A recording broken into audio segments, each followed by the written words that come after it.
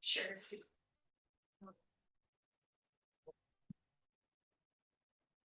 So they don't have enough juice come on. Yeah. Zooms.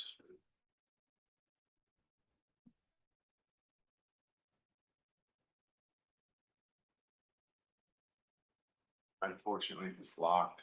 We can't really check. So. Hope for the best.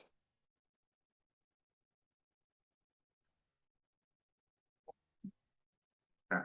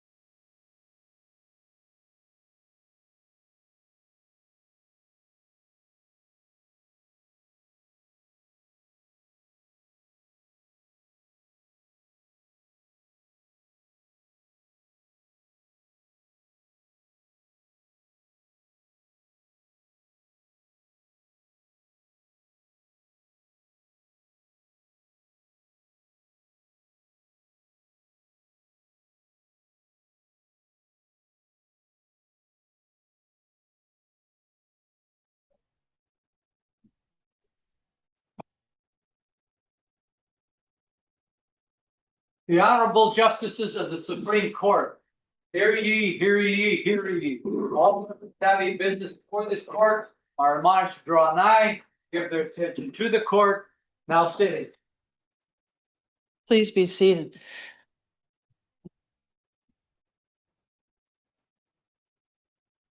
Guess we're changing slots. Yeah, actually, you should. Say your name. Changed.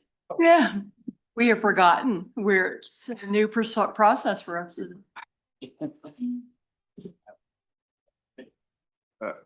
Welcome to the good side. That way our names will match and not cause change problems for council.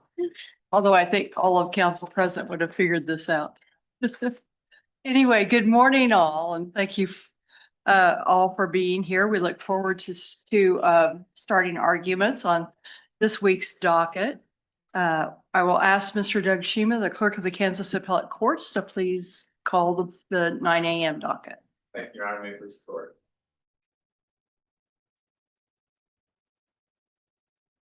First case on the 9 a.m. docket for Monday, September 8th, 2025 is appeal number 125798, State of Kansas versus Xavier Lee McCray, Saline County, briefs both sides. Good morning, Michelle Davis, appearing on behalf of Mr. McCray, present and ready for argument. May it please the court, the state appears by Chris Elsleger, Deputy Solicitor General, present and ready for argument. Second case is appeal number 126699, Jennifer Harding and Samantha Ramirez, individually and on behalf of all similarly situated versus Capital Federal Savings Bank, Shawnee County, briefs both sides.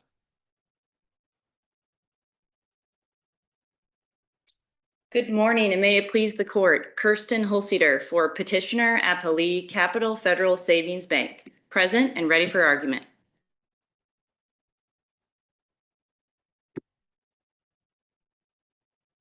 May it please the court, Madam Chief Justice, David Seeley on behalf of the plaintiffs, appellants, and cross petitioners, Jennifer Harding and Samantha Ramirez, present and ready for argument. Your Honor, that concludes our 9 a.m. docket. Thank you to both of you. Council on 125798 are welcome to come forward. As you do so, I'll just make a couple of additional comments. We do still have an empty chair, as we made obvious earlier. We are anxiously awaiting the swearing in of Justice Walsh, which we anticipate will happen actually fairly soon, but not in time for this docket. And so we will be sitting as a court of 6 on these cases today.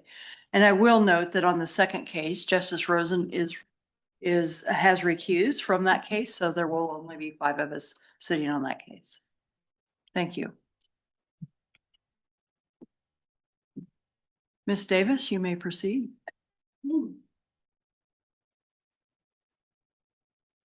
Michelle Davis, appearing on behalf of Mr. McCray, may I please request 3 minutes for rebuttal? 3 minutes is granted.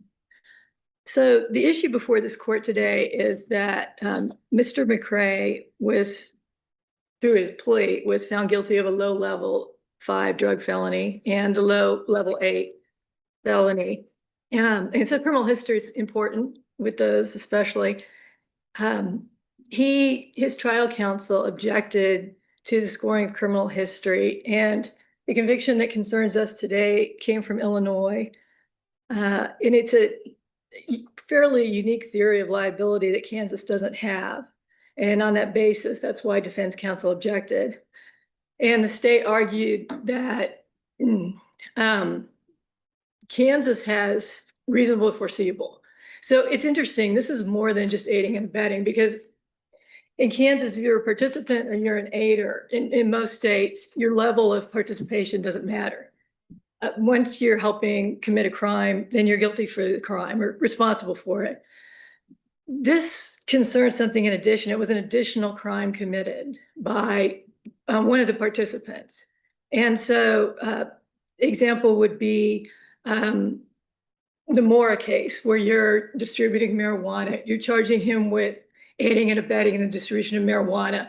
And then the person that he's with attempts to murder someone else. So this it's an additional crime that's committed beyond the crime that you're intending by aiding and abetting. And that's what Illinois did. The difference is that in Kansas, you have to say the specific crime that you're aiding and abetting. In Illinois, you don't. You just have to allege that you're participating in a common design or scheme. You don't have to say what it is.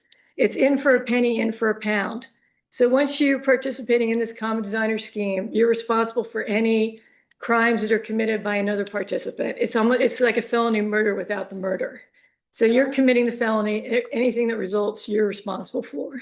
Can I back us up a few steps to how we even get to considering the nature of which we'll consider Mr. McCray to have been a principal in that crime?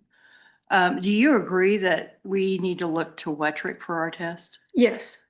And when I look at Wettrick, and this is a quotation from it, to be a comparable offense, a prior out-of-state crime must have identical or narrower elements. So we're all very comfortable with that statement. But I want to stress the next three words: than the Kansas offense to which it is being compared. When I look at the Illinois judgment, it reflects only one crime of judgment, and that's that aggravated discharge. It doesn't talk anything about how they determined McCray was a principal actor. Yeah, and So how do we handle that? you have to go to the indictment. The indictment was very detailed in Illinois, and the indictment alleged not only the discharge of the firearm at the vehicle, but also the statute that provides this design. But this language is the crime of conviction. And the crime of conviction is only aggravated discharge per the summary, per the journal entry. Right, but in order to get that conviction, you have the elements, but you also have to have the conduct that supports the elements. But we don't usually look to conduct. But that, In fact, we run into constitutional issues if we look at conduct. We usually just look purely at the statute. right, but So how do we make that jump without adding to Wettrick in a way we've not done before? when you're referring to the Illinois judgment, that's the judge's handwritten notes. The judge wrote in one statute. The judge could easily have written in both statutes. Possibly, but he didn't. Right, but that's. Do you have any authority that Illinois is different from us and we Well, you look to, allow additions to the journal entries, or? the state has a burden to provide facts to support that it's a comparable offense. The facts that the state provided were the indictment and the judgment. And the indictment says that in order to satisfy the elements of the crime, this is the conduct that he did. If you want to convict Joe of shooting at Sue, you can't prove that by saying that Bob shot at Sue. You're saying we're only looking at Bob shot at Sue. Well, you're not gonna be able to convict Joe then, okay? If you want to convict Joe for Bob shooting at Sue, which is what we're doing here. So is the equivalent of your argument that we are now looking at a modified categorical approach and we have to look to No, facts? No? my argument is that it is an element, and that's what you said. It's not a different crime. It is simply a theory that satisfies the element. So it's substituting for the elements. So instead of saying Bob shot Sue, you're saying Bob, for whose conduct Joe was responsible, shot Sue. That's what gets you there. So when you're saying that for his conduct he was responsible, you're substituting in an element of the crime. It's satisfying the element of the crime. So when the jury's instructed on the elements of an offense, it matters whether or not they're charged as a principal or an accomplice. Does the instructional language differ on the elements instruction? Yeah, and that's what's confusing. Well, not confusing, but some cases it says that and that's approved, where another Joe did this and he's responsible for Joe's conduct. So then you know that's what the jury's finding because it's in the instruction.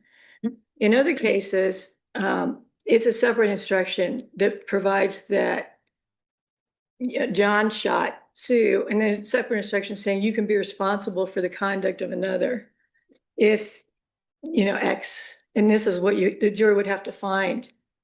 And what's difficult about that is there's been cases where they've given the foreseeability instruction in error, and this court has held it's not likely the jury relied on that because it's not in the instructions itself. It's set out separately. And so the jury's told about it, but you don't know if the jury actually found it or used that as a way to find the conviction, unless like a case like Overstreet where it's so obvious they had to rely on that.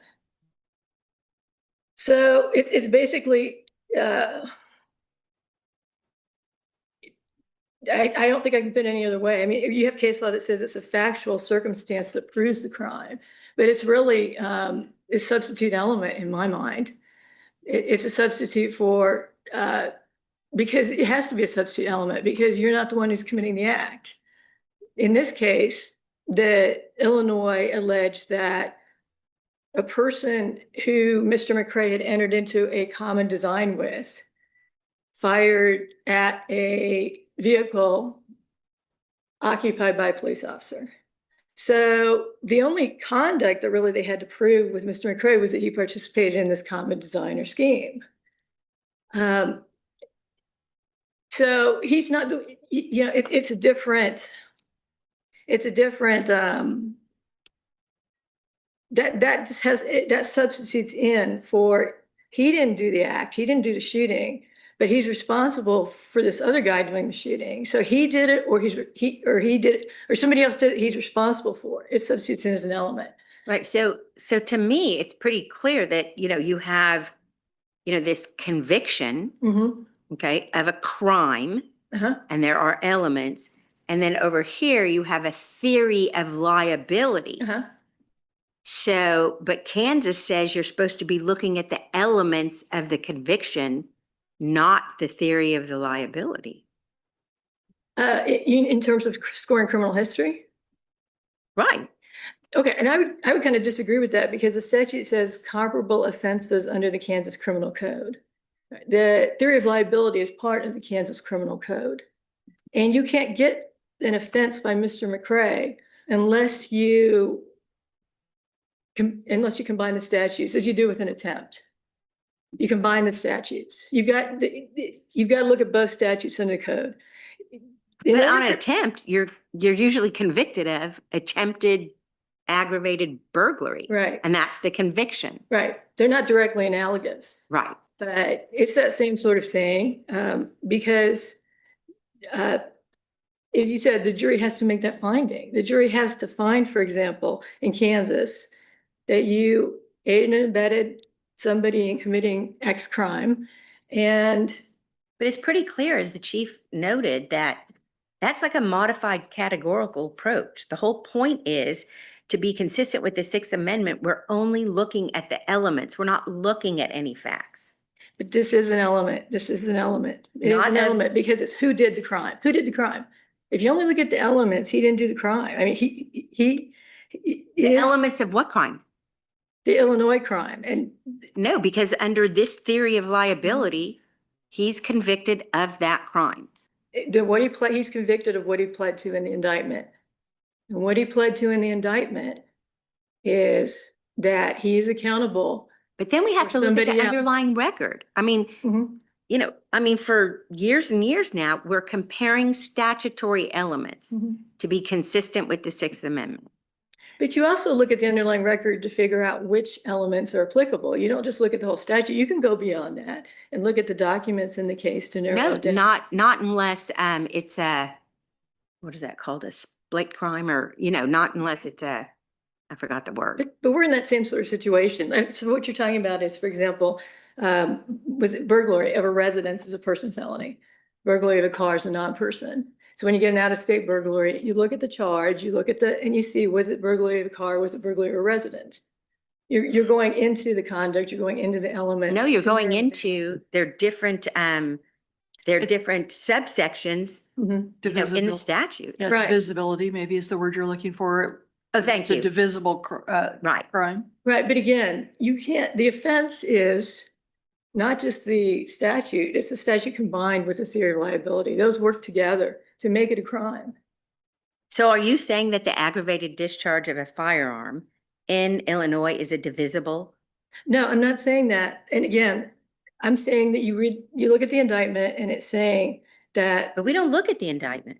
We don't look at charging documents or theories of liability. We look at the elements of the judgment, the conviction. okay, and what I'm trying to say is that this is an element. This is an element of the conviction. That's what I'm trying to say. How would your theory work if the jury have been instructed under both theories of liability and then there's just a general verdict of, guilt? Mhm. Yeah, and that's what's difficult because if it's not in the instruction for the jury to find, if it's just offered, then you don't know. Right. You don't know if the jury relied on that or not. So that's more difficult. But here, We know that from the plea. well, here we clearly know because that's what the indictment says. And you've got a judgment that says he pled to the indictment. I mean, that's there in the judgment. The judge, you might not have written out the statute number, but it was in the indictment. And you also have a judge saying a journal entry that says he pled to the indictment. And it's all in the indictment. Everything I'm alleging of the two crimes are working together. And he's convicted under this common design. So that, I mean, that's clear from looking at the judgment itself. Because the judge is saying he pled to the indictment. I mean, that's Would saying, you agree that if we get beyond that, that the Illinois statute is actually narrower than the Kansas statute in that the Illinois statute requires the occupant to be a peace officer Mhm. or police officer, whereas the Kansas statute is really broader. It just requires a human being be the occupant of the vehicle. Just seems to me that if we get to that point of comparing the statutes, Kansas is actually broader. Is that right? that's right, right. Because it's any person in the vehicle. Right. But then I understand you argue it is not as narrow when we add the question of the theory of liability, Right. because that is, Kansas has to also find that it was reasonably foreseeable to the person, to the aider and abetter. So in distributing the marijuana, it was reasonably foreseeable to me that the other, somebody's gonna pull out a gun and shoot at somebody. That additional act has to be, whereas in Illinois, it's like felony murder. You're doing the one act, so anything else that happens. so That's the just difference. state it pretty more straight, in a more straightforward manner. If we just look at the elements of the criminal discharge, you lose. And I'm not But making if that. we, Right, so you agree with that. But if we add in the theory of liability, you have an argument for. right, because my argument is you don't have an offense. The only way you have an offense is if you do that, is if you, that's what's making the crime here. And I am out of time, unless there are other questions. Okay, thank you.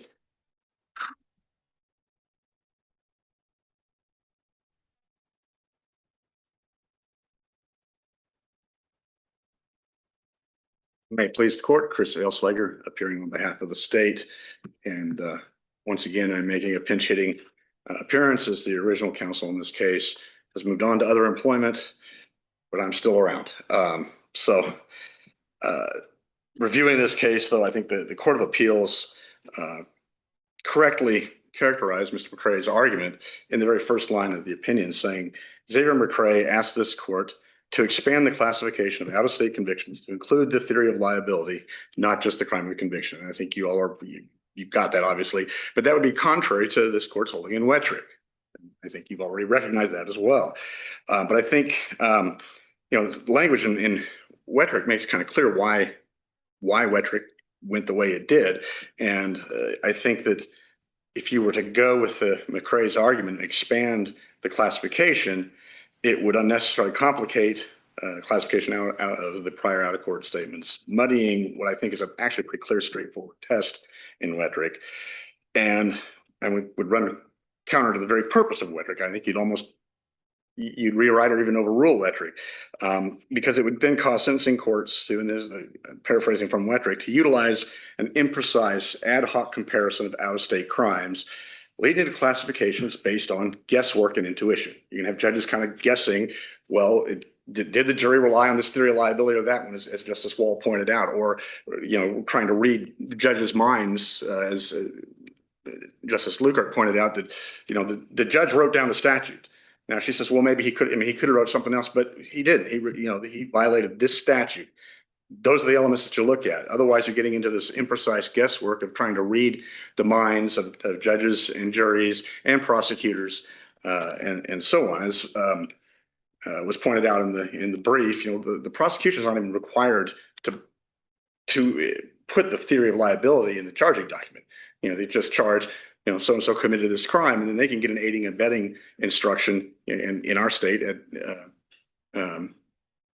after the when it goes to the jury. The same apparently goes for Illinois and several of the other cases that were cited in the brief. So again, you're looking now at really almost arbitrary results based on how the prosecutor decides to write out the indictment. I mean, if you were to go to that point, but I think Justice Sanders pointed out, we don't look to the indictments unless we have like a divisible statute where you're looking at, is this burglary of a dwelling or something like that.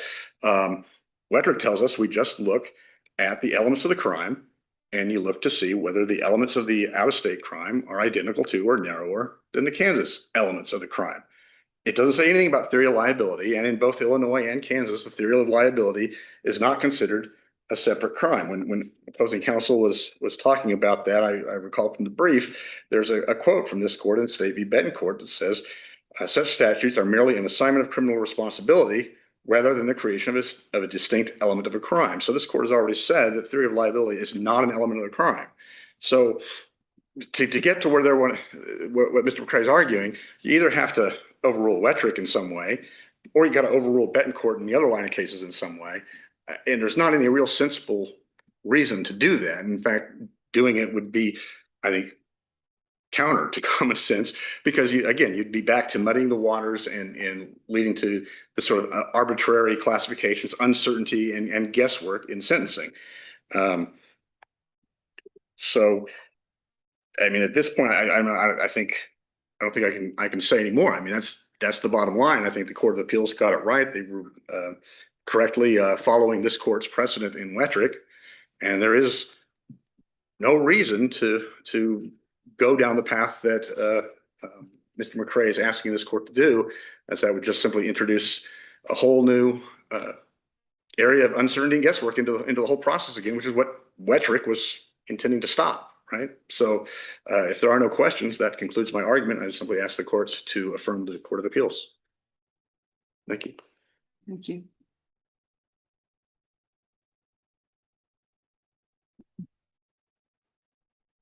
I would just respond that in this case this court has talked about the purpose of the sentencing guidelines is to make sure that people are treated uniformly, and that the scoring of criminal history is important to do.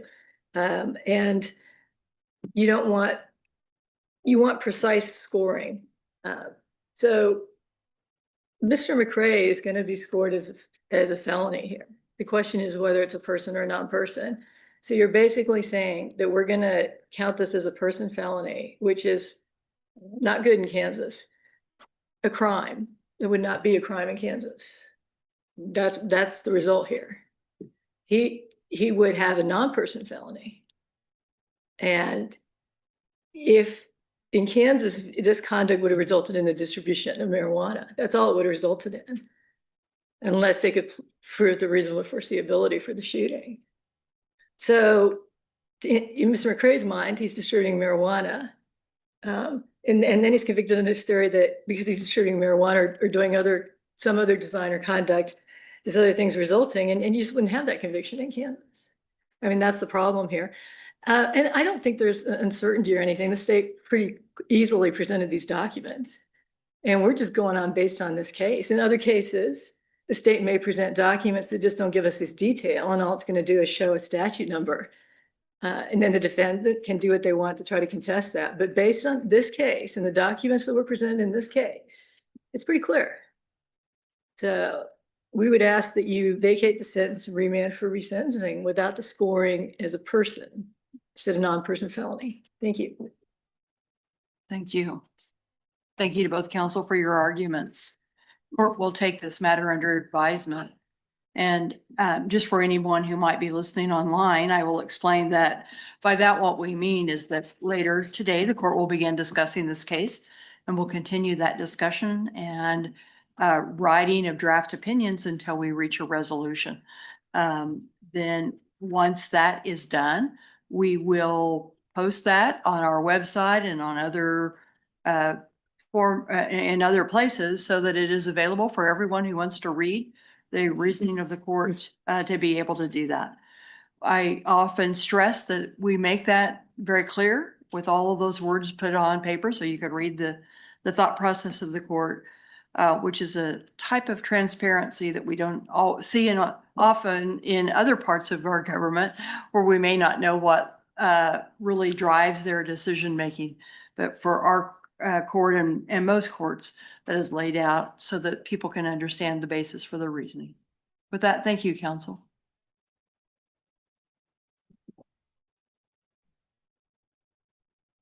The court will now call case number 126699, Jennifer Harding and Samantha Ramirez versus Capital Federal Savings Bank.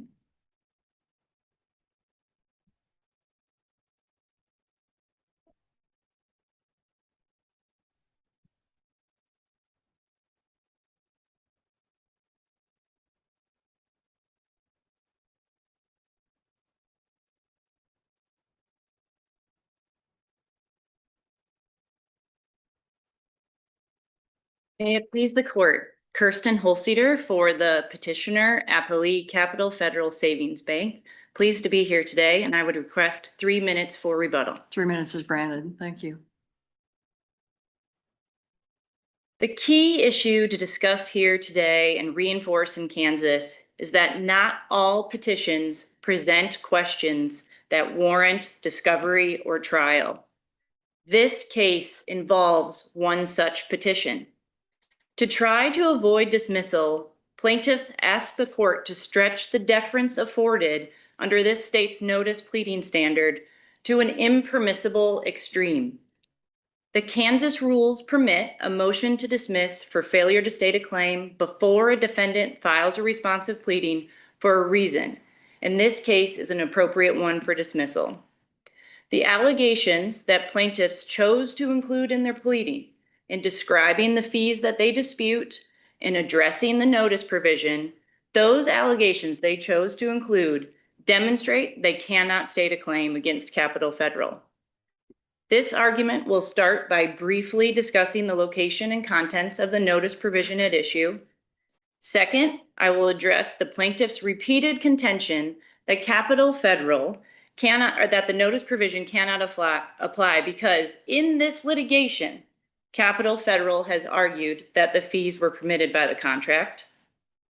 Third, I will address the pleading standard, including plaintiffs' efforts to rely on their general allegation of compliance with the contract, even though they also alleged certain contractual obligations did not apply. Fourth, I will explain that the district court did not rely on materials outside of the petition. And fifth, I will emphasize why this contractual provision was unambiguous, why the terms improper charges cover the fees at issue in this case under the common understanding, which is even highlighted again by the allegations that plaintiffs chose to include in their petition. How they chose to define these fees in their petition is consistent with how they were defined in the account agreement. You've listed a lot of things there. I'm trying to figure out why we wouldn't jump to your number 6 and just figure out whether this section G says what you say it says or what they say it says. Happy to do so. So I'm sure you're very familiar with the notice provision. It's located in a section of the account agreement that discusses deposits, charges to an account, including service charges, checks, items that cause overdrafts, and it also includes obligations of the account holder. Because having a bank account comes with obligations on the bank, but it also has responsibility for the account holder. And this includes an obligation to notify Capital Federal of certain disputes. The notice provision has a few categories of debits that trigger an account holder's notice obligation. The first one is errors or improper charges. Both phrases, errors or improper charges. It says account holders must review the account statements for errors or improper charges and then notify Capital Federal within 30 days of receiving their account statements. Under this set of facts, that provision only serves a purpose of limiting Capital Federal's liability, right? You already know you're assessing these fees. So this is not, an alert kind of situation. This is simply saying, if I'm reading it, if you believe there's an improper charge or error, you're supposed to tell us, even if we know we're doing it, right? So Capital Federal is assessing fees that it believes are proper under the account agreement. The notice obligation is so the account holder can tell Capital Federal, this is my understanding and why I believe this is improper. This provides an opportunity for Capital Federal to resolve that dispute, even if it disagrees. It provides Capital Federal an opportunity to explain to the account holder, this is what your agreement says, and by the way you are using your debit card and your bank account, you are incurring these fees because you do not have sufficient funds in your account. There are multiple opportunities that are presented by a consumer providing this notice. And the UCC in Kansas envisions this situation. Article 4 addresses certain types of transactions that automatically under the UCC a consumer must notify an institution within 1 year. And then the UCC says you can modify those elements by contract. So the UCC envisions there are benefits, not just to limiting a bank's liability, but there are benefits to a consumer timely reporting disputes to the bank so that it can, if there is an issue, it can be addressed, resolved, contracts changed, further explanation given to the account holder. It is not just about limiting liability. So why don't you say that? I mean, that's my problem with this. I mean, it's almost like it got over lawyered because all you have to do is add the words, if you believe you've been assessed, a fee or a charge or an error that you dispute, let us know within 30 days. That's all it has to say. And it doesn't say that. You have to add those words to section G, right? The section does not say if you believe. It does not have that exact phrase. However, the section is specific. That's what the district court added to section G. It was a reasonable construction of the terms to add that. Regardless of that, it still gets added to it. I agree that the terms if you believe were not in section G, but they are in there by how it is structured. It is an obligation of the account holder. It is talking to the account holder about what they must do. They must review their account statements. Whether an error or improper charge is asking them, if you believe, that's in there by nature of what it is describing, the obligation to review and then to notify. The final sentence of the notice obligation specifically references, if you fail to do this, you cannot file a claim about this. That envisions a situation where the institution and the consumer, after providing notice, don't agree that it's an error or an improper charge. And that is still the only instance when the consumer can file a claim. And I don't mean to dominate this, but the term improper charge is only used in section G out of this, 51-page document or whatever it is. I believe the phrase improper charge is only within that section. However, there are multiple places where fees, specifically overdraft fees and insufficient fund fees, are referred to as a type of charge. If you were to, charge is a broad term. It is any debit to an account. In order to follow the Court of Appeals decision that says, and that includes fees, you would also have to list, well, that also includes ACH transactions, check transactions. You would have to list every other type of charge. And the Kansas cases say, if you use a clear term, that is sufficient. Improper, something a consumer believes is wrongful, whether intentional or unintentional. If a consumer files a lawsuit, they must believe something is improper before they do that under the contract. And that's what these claims are based on. They're based on a contract. Under a contract, there are mutual obligations. So can I ask a few questions along those lines? Yes. And assume for purposes of my question that your interpretation of the contract is correct. I agree with everything that you've said in terms of how we should read it. And that the consumer did have an obligation to provide the notice. I want to ask about the remedy, the second sentence, which says you're barred from bringing any claim. Do you have any case directly on point that approves of that remedy? Based on a contractual provision? Yeah, a 30-day notice that includes a remedy of you are barred from bringing any claim. There was an insurance case in the briefing. It was I think it was Lyon, Lyon, that dealt with you had to give notice of the dispute within 30 days. And that ended up barring the recovery because they failed to do so.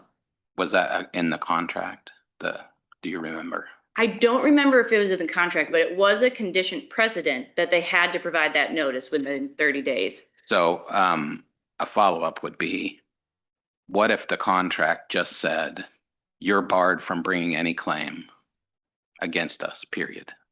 There was no notice provision at all. The contract just said, you can't sue us. So the contract's trying to waive all liability? Yeah, are parties free to do that in Kansas? I do not think they are free to do that. So where do we draw the line? I mean, that's what I'm driving at. Like, what if it was a one-day notice? And this is not a one-day notice. This is a 30-day notice where a consumer receives account statements every 30 days. I understand, but I guess I'm looking for your perspective or insights to assist this court in where do we draw those lines? I mean, I presume, maybe I shouldn't presume, but for purposes of my question, I'll presume you can't write a contract that just says you can't sue us, period. And just because the parties signed on the dotted line, the law isn't going to necessarily recognize that because the law provides for causes of action. So where does the line get drawn in terms of you can't sue us? You know, a one-day notice, 30 days. I can see the argument that, look, the customers also violated the contract. You might have a counterclaim for breach that includes its own measure of damages and so on. But why is it that the courthouse doors are just shut, just slammed shut? And when should parties be able to contract for that? So there's the critical importance of the freedom of contract in Kansas. And 30 days has been upheld by this court in connection with insurance agreements that are also contracts of adhesion, company versus consumer. And so 30 days is a reasonable time period. I believe there are cases cited in the brief where 15 days was also approved. 30 days is appropriate here because that's the cadence at which they receive account statements. And they filed a breach of contract claim. That has requirements that they plead compliance with conditions precedent. This is a contract case. That was a condition. It's not just for a counterclaim. That's all my time unless the court has any questions. Thank you. Mr. Seelan? Thank you, Your Honor. Again, it's a privilege to be here before this court again. I want to respond to a couple of things that opposing counsel said. First, you said there are multiple references to fees as charges in the account agreement. I read through it last night and I only saw one. And there's no references to fees as charges in the paragraph of the account agreement that we have involved in this case, which looks something like this. And but paragraph begins with this heading. Reviewing statements, G, reviewing statements and error notification. So focusing the reader's attention on error. Then it wades through some prefatory, there are two prefatory paragraphs there, or one, I guess it's, yeah, about business accounts and about other instructions. And then says, except as noted in the electronic funds transfer disclosures as part 5, section H, or other document applicable to electronic funds transfers. And then we get to the point. If your account statement contains any errors or improper charges, you agree to notify us of any such errors or improper charges within 30 days of the date on which we mailed or otherwise made the affected statement available to you. But it doesn't stop there. It goes on and it says, if you do not notify us within that time, you are barred from bringing any action. And then it says, forged endorsements or alterations. It smushes those all together in one paragraph. And I want to contrast this one paragraph that contains, quote, errors or improper charges, and with forged signature or endorsement which is altered in any way, with the table that CapFed included in its supplemental brief with nice bold font headings and shaded blocks and borders, and the deletion of that distracting language that begins at the part of the operative sentence that we're dealing with here. If they had done this in this, I suspect we would not be here today, but they didn't do that. Instead, they compressed it all together in a situation where there are multiple references to fees elsewhere in the agreement, but none in this agreement.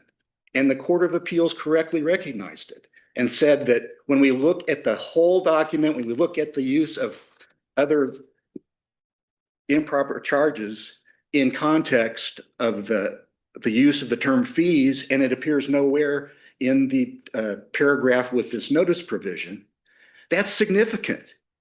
It makes it unclear. Does it apply to fees? Does it apply to intentional charges that Capital Federal has never admitted in any sense are improper? They're their regular fees. They charge them routinely, telling them, hey, what about this fee isn't going to do anything? Capital Federal is just going to say, or let me go further.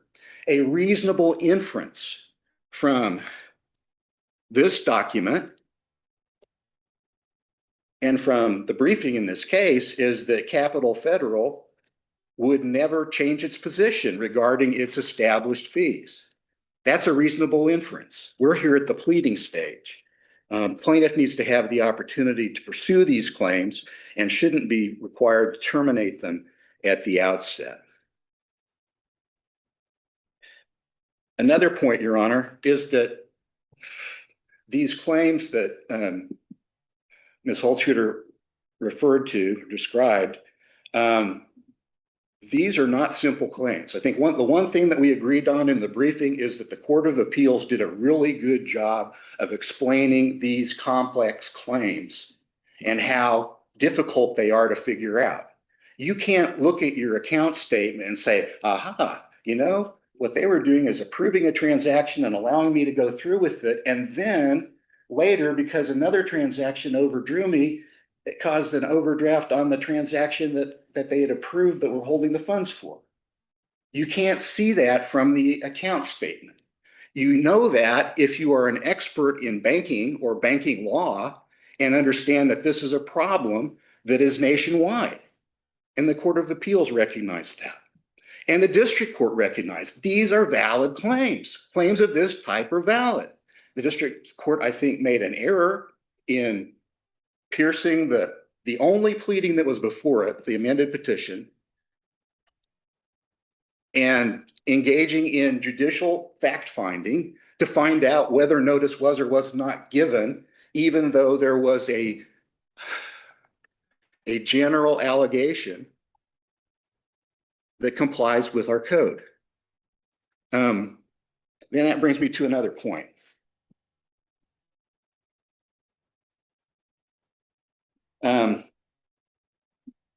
Failure to comply with the condition precedent is not listed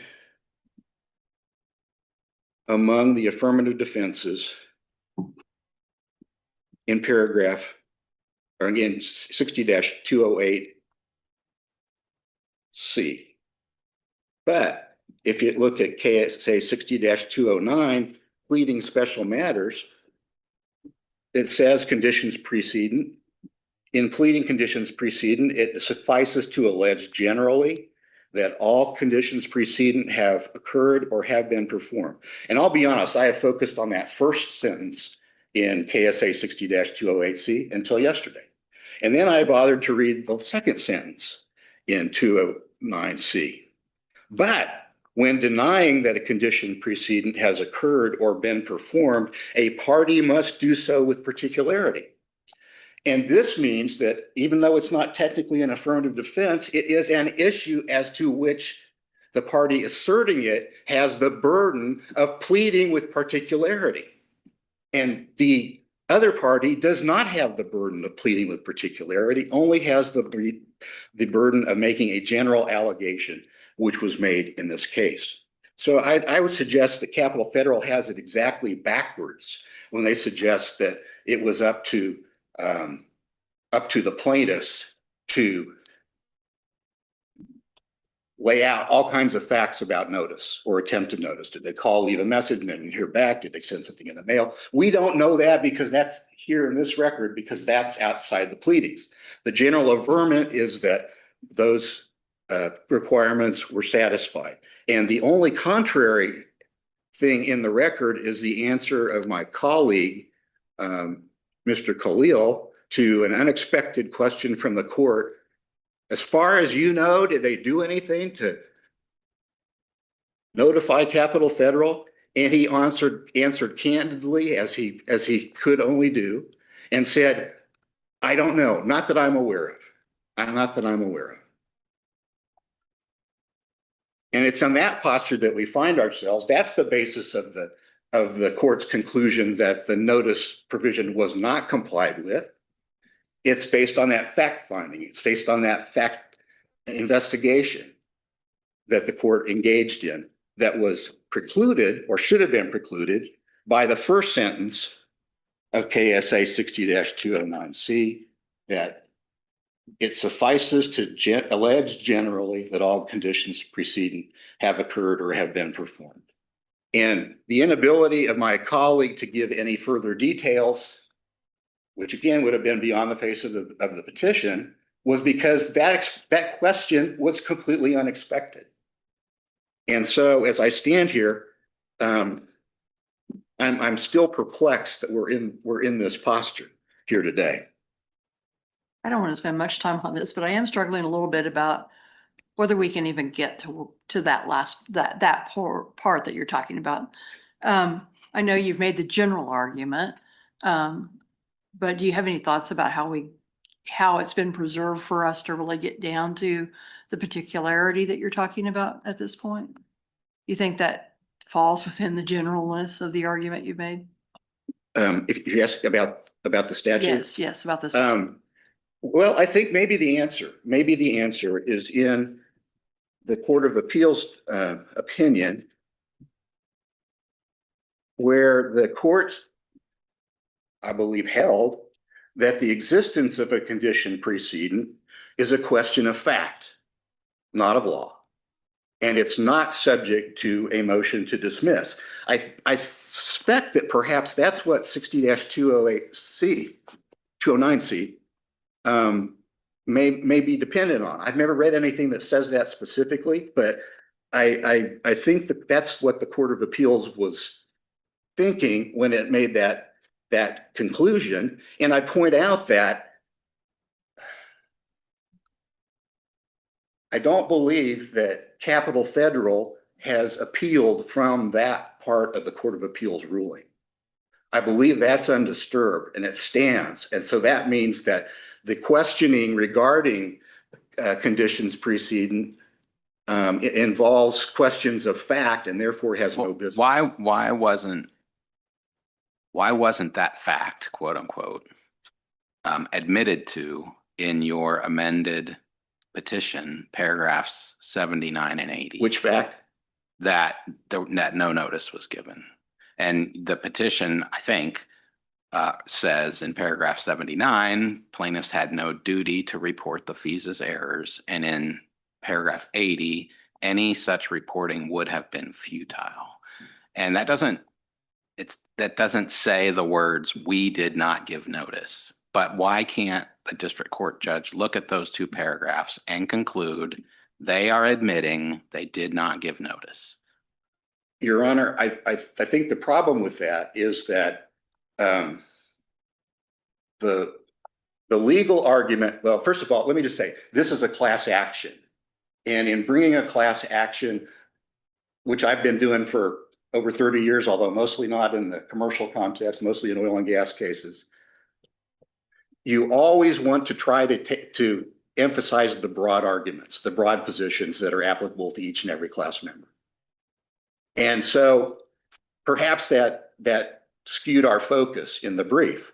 But the practical, the point is that making a legal argument of futility or unconscionability that would respond to this defense that the notice provision bars the claim is not inconsistent with the factual allegation in the complaint that the preconditions or conditions precedent were compliant. You don't think the language, and I'm quoting directly from your petition, any such reporting would have been futile? I mean, the tense of the verb there is very clearly indicating that the reporting was not done. Again, Your Honor, I disagree because this is a petition, a pleading on behalf of a class.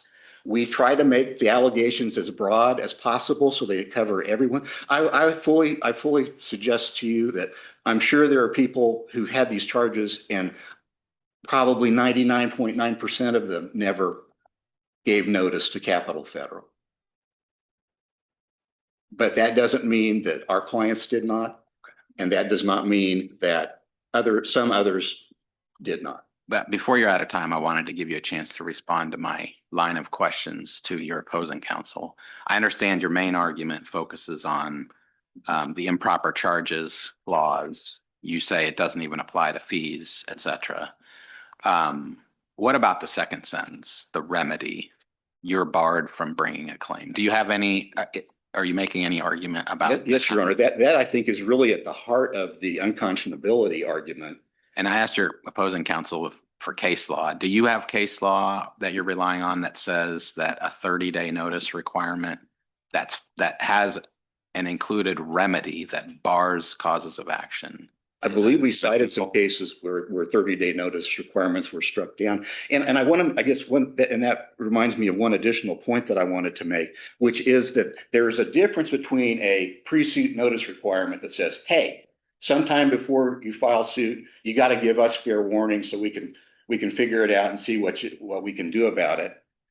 And this provision, which is really a legal remedy removal provision, because it says, hey, if you haven't told us about this complex legal defect in our standard fees within 30 days, then you lose your right to sue us. The counsel mentioned the 1-year statute of limitations. That applies only to in the UCC, that applies only to forgery and alteration. It doesn't apply to other charges. Well, what's your best argument that this is unconscionable? The best argument is that deprivation of remedy. That is the core. That is the fundamental unfairness that arises. The other arguments are what I alluded to earlier. You bury it in the middle of this agreement in one paragraph where you smush it in with forgery and alteration. And the title of the section says errors. It doesn't say anything about charges. It doesn't say anything about fees. So in other words, it wasn't clear if this is obviously their purpose, but the purpose wasn't clear in the face of the agreement. And it certainly wasn't conspicuous like that, hey, if you don't do this, we're going to take your rights away. So, I'm sitting here emailing with my law clerks and they checked the Lyon case that was referenced. And I believe that was a 60-day notice provision that was upheld. If this was 60 days, if this provision had said 60 days, would you still argue it was unconscionable? I still would, Your Honor, because I think that taking away a remedy on that, I have clients come into me on a variety of matters, and they got a document in the mail. And well, by the time they got around to looking at it and pondering it and reading it, then they schedule an appointment with me 2 weeks later. I can't think of a time when it was within 30 days. I think that the court needs to be mindful that you are locking the doors to the courthouse if you uphold a provision like this. As a practical matter, I mean, if you gave me the account statement, I couldn't figure it out within 30 days because I don't have that banking law expertise. I'm just a litigator. So I think it's important that, particularly when you're talking about an issue that does not involve any third-party conduct, does not involve any unusual occurrence, and does not involve any need whatsoever to preserve or gather evidence, a notice period of this type for 30 days, for 60 days, for 90 days. I mean, why is it less than a year? Why is it less than 5 years? Why do the customers lose their right to hold Capital Federal accountable for taking fees that are deceptive and complicated, and that you need help to decipher? And I'll say, I couldn't decipher them myself. Can I? Yes, sure. Let me understand your argument as to, based on the text, the textual analysis of the provision in question contains any errors or improper charges. Help me understand your argument to how we get ambiguity.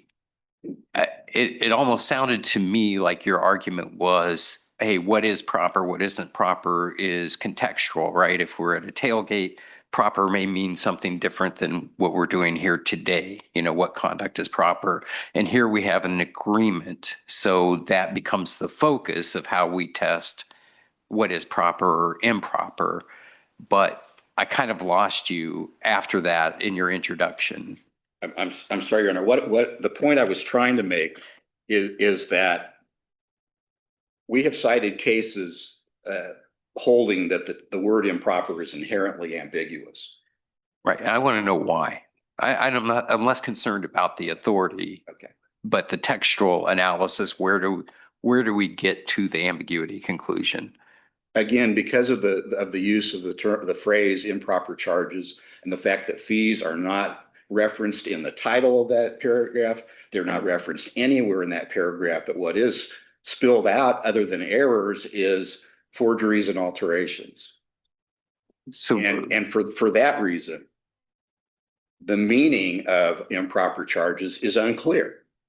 And based on the reading of the agreement really as a whole is your argument and what's referenced in terms of. Correct. And I think Capital Federal's kind of come late to the game in terms of saying, well, you got to look at the whole argument. And over here, we called an NSF charge, an NSF fee charge. So that means that all fees are charged. Is it fair to say that your argument actually focuses on the word charges, not on the word improper? Well, as I understand it, your argument is that the word charges is ambiguous because a charge could mean a charge that the consumer makes against his or her own account. They're spending money. Or it could mean a charge that the bank assesses against the consumer. That's true. For their services. But I think improper further clouds the issue because improper is a vague term. Okay. And if there are no further questions, I'll sit down. All right. Any further questions? See none. Thank you.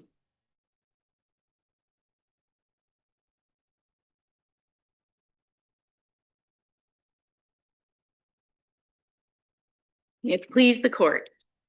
And Your Honor, I did exactly what I would have had a nightmare that I did, and I remembered the wrong case when you asked me about that. It is the state insurance case that had a 30-day deadline. That case also involved a consumer or insured who tried to argue, well, in this case, you're arguing that you're no longer liable. You don't have to cover this. And the court said that defense did not negate your requirement under the contract to provide notice within 30 days. Just real quick, what was the name of that case, the 30-day case? I have it right here. I had it highlighted in blue. It just wasn't highlighted in blue in my head. It's State Insurance Company versus School District number 19. Thank you.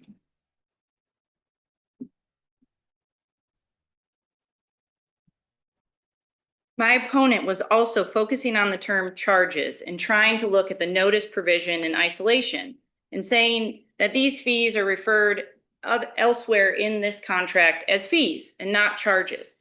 Well, a very section right after the notice provision in I refers to them as overdraft and NSF charges.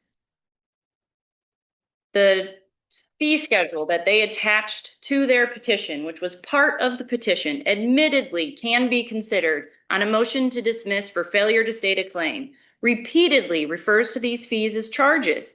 Let me just, when you're talking about subsection H, I guess, as I went through this, it says charge you an NSF fee. And then it says charged an overdraft fee. So it's not used as a noun, but as a verb. And then in section I, it is referred to in the last paragraph there, a schedule for the overdraft and NSF charges. So yes, it can be a verb and a noun. And just as plaintiffs do in their amended petition, they continually say both improper and improperly. They say the fees were charged. They also call the fees charges. Paragraph 78, which chose to discuss the notice provision, opens by saying the improper fees charged. Again, that's a verb. Elsewhere, we're talking about a fee. Elsewhere in the petition, though, they do refer to these fees as charges. Fees are a narrower category of charges. Charges have a broader meaning of any debit to your account, any debit initiated by the consumer, any debit initiated by a third party, any debit initiated by the bank. That's your opinion, right? Yeah. But that's not clearly set forth in this contract. Charges say the common understanding is any debit. The agreement refers to them as charges. If the court doesn't have any other questions, that is my time. I guess maybe what about proper though? The meaning of proper? I guess it's sort of like a circular question in a way, but if your position is the contract addresses fees, right, and overdraft fees specifically, is there an argument that because that concept is addressed, that it's not improper within the meaning of the notice provision?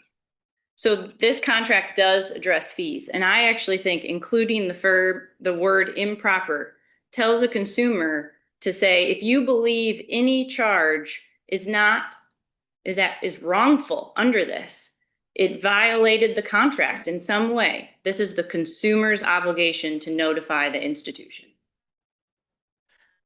I know you're out of time, but I did think one more line of questions.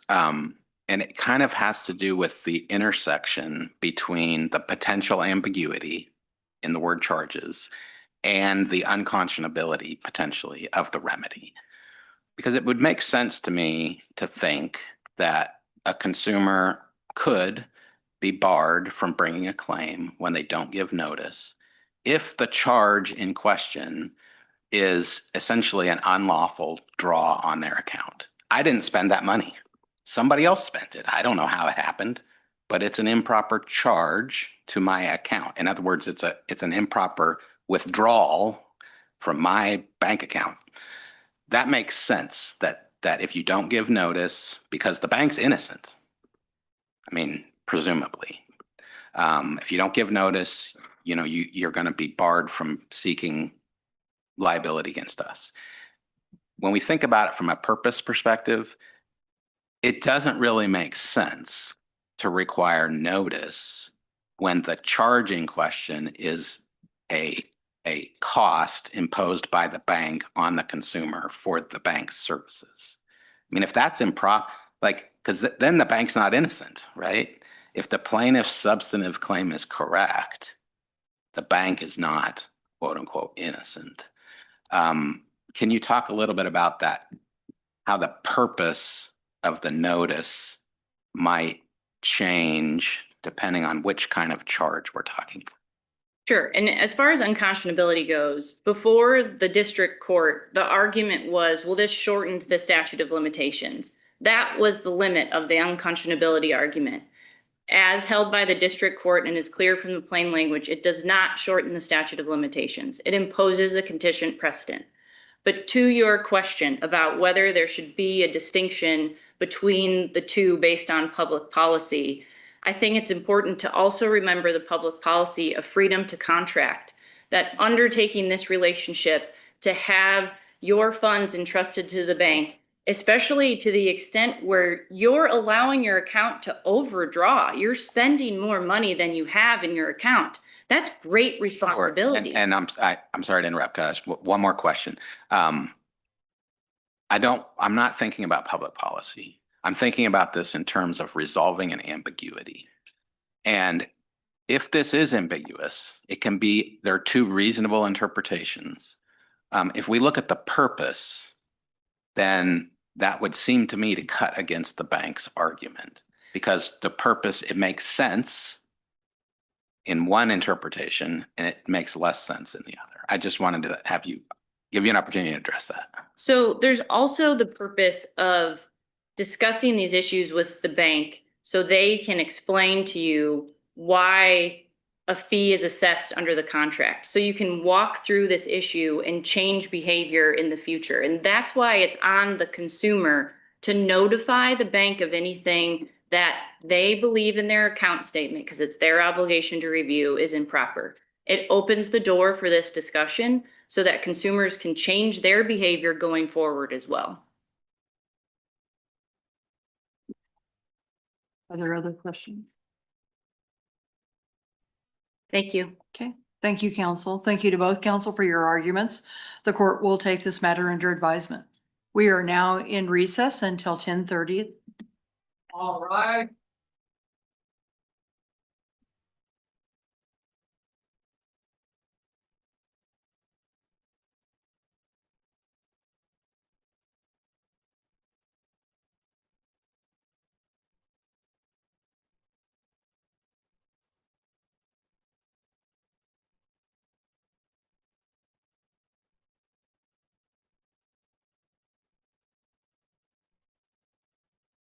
God, all this.